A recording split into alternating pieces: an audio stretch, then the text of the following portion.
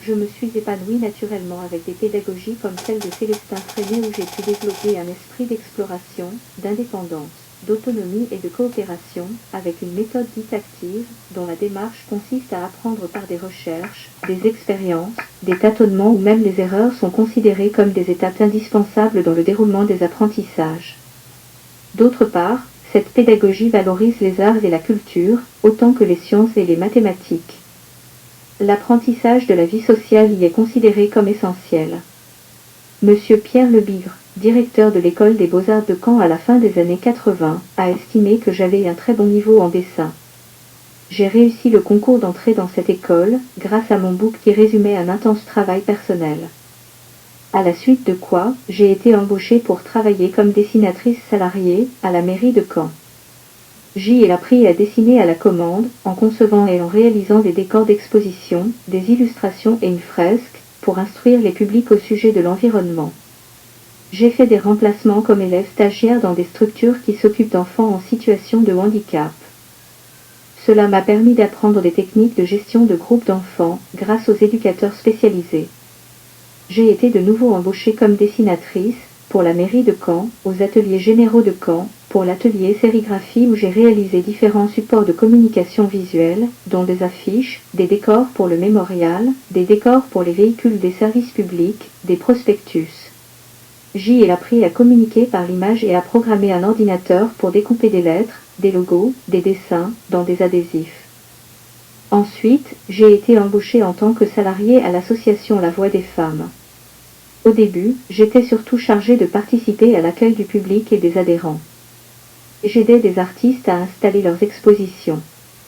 Quand Blandine Lefebvre, la responsable de la structure, en 1996 et mes collègues, ont constaté et apprécié mon habileté en dessin, lorsque j'ai remaquetté toutes leurs affiches et leurs prospectus, j'ai été chargée ensuite d'organiser et d'animer un atelier de dessin et de peinture, pour les enfants, les mercredis après-midi. Parallèlement, j'ai fait des recherches dans le domaine de l'édition. J'ai exposé et vendu des toiles à l'occasion d'expositions artistiques. J'ai préparé un book d'auteurs de bande dessinée et je suis devenue adhérente d'une association d'amateurs de bande dessinée qui regroupait aussi des professionnels dont des dessinateurs et des scénaristes. J'ai fini par signer un contrat de colorisation de bande dessinée avec les éditions Soleil, pour l'album Fleurs Carnivores. J'ai créé une association d'artistes amateurs et professionnels, que je souhaitais être un regroupement de ressources, d'aide, de conseils et de promotion des arts et des artistes. Je suis devenue responsable salariée de cette association à but non lucratif. J'ai été initiée à la danse orientale, avec succès, par 2 pratiquants d'origine tunisienne, qui travaillaient comme animateurs à la MJC de Luc-sur-Mer. J'ai dansé pour des démonstrations, des spectacles et des soirées thématiques, tant et si bien que j'ai fini par devenir moi-même une initiatrice.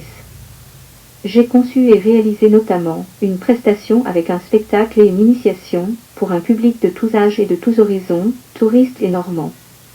Le dessin, la peinture, la bande dessinée et la danse ne sont pas des loisirs, des passe-temps, pour moi. C'est un travail, c'est mon métier. Lorsque je suis en vacances, je fais des randonnées, des siestes et je lis des romans policiers. Quand j'ai travaillé comme animatrice pour les tempéries éducatifs, j'ai prouvé que j'étais apte à animer des activités spécifiques grâce à mes expériences professionnelles en tant qu'artiste. Je préparais soigneusement chaque activité, chaque séance. Ma récompense était les progrès des enfants à la fois en dessin et en sociabilité, par exemple.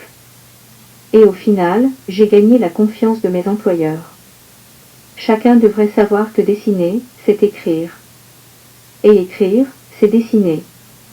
Quasiment tous les objets de notre quotidien ont été dessinés avant que d'être fabriqués. Le dessin permet de représenter une idée abstraite pour en faire quelque chose de concret, de palpable, comme par exemple les architectes qui s'en servent pour construire des bâtiments. Le dessin et la bande dessinée font partie des plus anciens moyens de communication humaine. La grotte de Lascaux et la tapisserie de Bayeux en sont des preuves, ainsi que les fresques des tombeaux égyptiens. Ces activités que j'animais dans le cadre des tempéries éducatifs venaient renforcer l'enseignement de la lecture et de l'écriture des professeurs des écoles, aux élèves du CP et CE1, par exemple. De même que les CM1 et CM2 avaient l'occasion de mettre en pratique des connaissances scolaires, comme de fabriquer les couleurs secondaires à partir des couleurs primaires.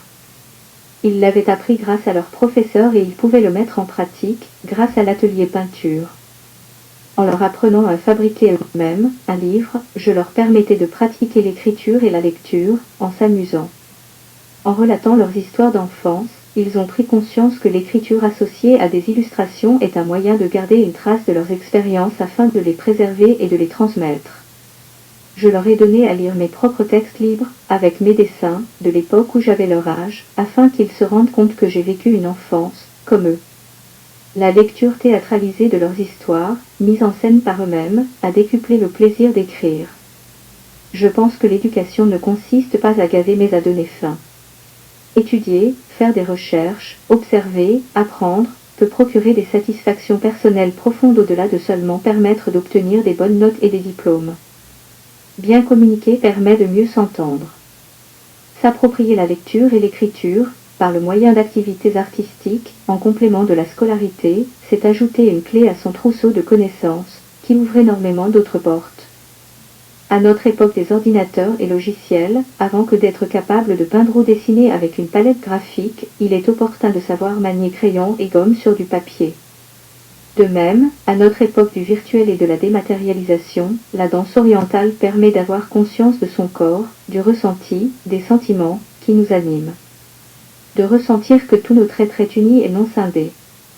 Et que cela a pour effet de nous rendre présents à soi et aux autres, de manière réelle, naturelle et respectueuse.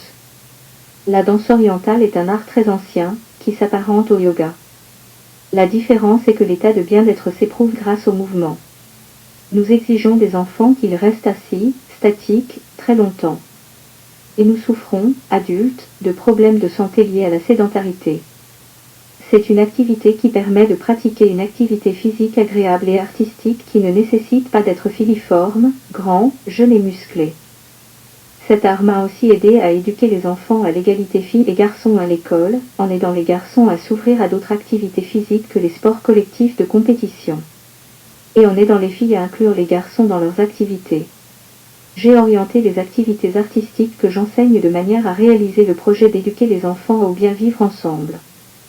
Et cela fonctionne comme si c'était fait pour. J'aime cette citation attribuée au peintre Vincent van Gogh, il n'y a rien de réellement plus artistique que d'aimer les gens. Je me suis rendu compte des effets bénéfiques des arts et de la culture sur la qualité de vie des citoyens. Bien sûr, des pratiquants attendent d'une activité artistique amateur que ce soit un loisir. Aller au cinéma est un loisir, regarder la télévision, aussi. Dessiner, peindre, danser, exige de se mettre en mouvement, d'être actif, acteur, d'apprendre, de s'exercer, de créer, d'imaginer, d'inventer et de réaliser des ouvrages concrets à partir de ses rêves, de fabriquer, de construire, de partager, d'aller vers les autres, de se découvrir, de ne pas avoir peur de se tromper, d'avoir le courage de s'exposer, d'être autodiscipliné et finalement humble.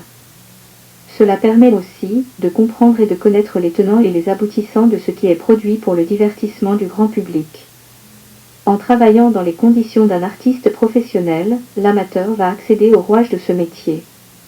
Il saura évaluer et apprécier la qualité d'une œuvre. Et choisir de pratiquer un art pour son développement culturel personnel ou le cas échéant, pour une pratique lucrative, professionnelle. Mon objectif est d'obtenir une reconnaissance officielle des compétences, connaissances et savoir-faire, en tant qu'animatrice en activités artistiques et culturelles, afin d'accéder plus facilement et rapidement aux fonctions où ils pourront bénéficier à la collectivité, avec de meilleures conditions de travail. Grâce à la validation des acquis par expérience et le BJEPS en animation culturelle, je vais pouvoir continuer de transmettre la pratique des arts graphiques et littéraires, promouvoir la danse orientale, tout en favorisant le lien social. J'aimerais contribuer à des programmes d'éducation de la population, à la protection de la nature, aux luttes contre toute forme de discrimination, à la prévention contre les violences, qui nuisent au bien vivre ensemble.